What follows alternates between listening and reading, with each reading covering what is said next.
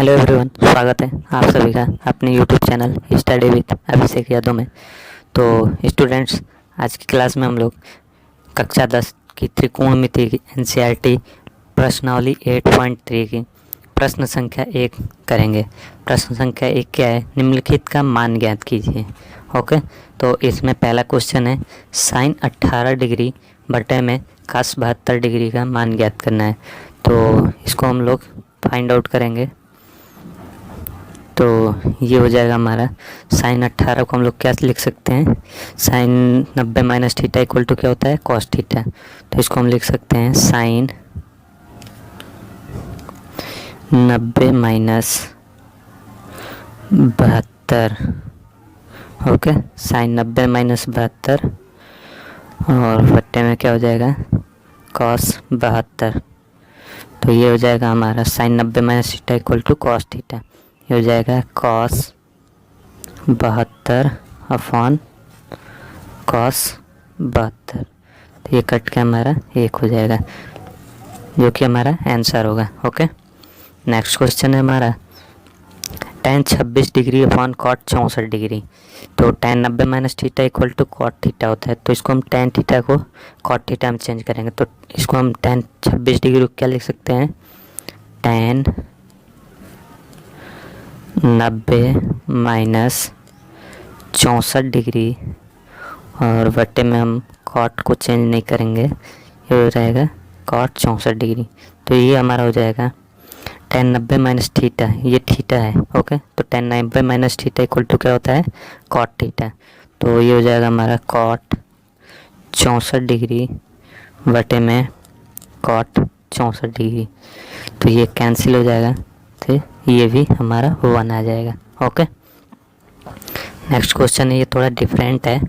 ये क्वेश्चन है हमारा cos 48 degree minus sine 42 degree. तो इसको सॉल्व करेंगे हम लोग।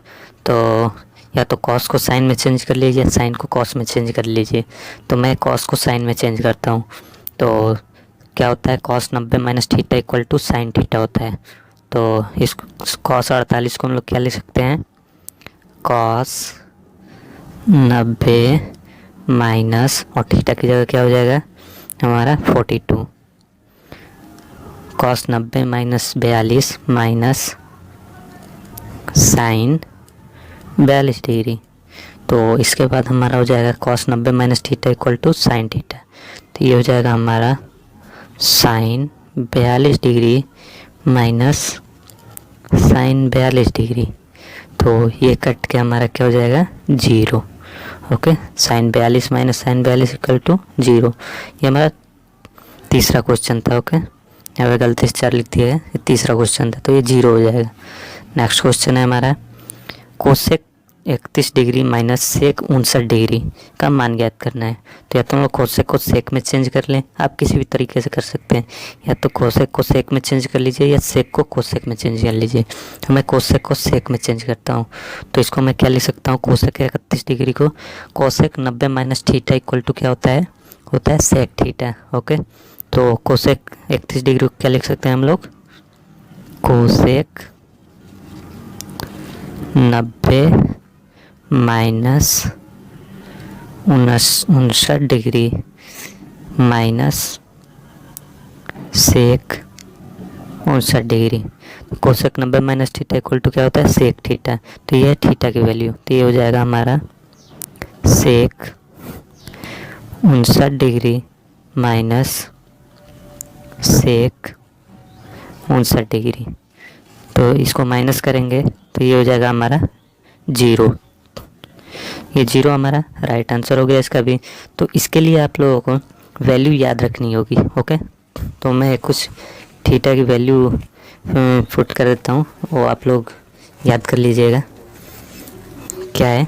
वैसे तो आप लोगों को बुक में दी रखी है। क्या होता है? साइन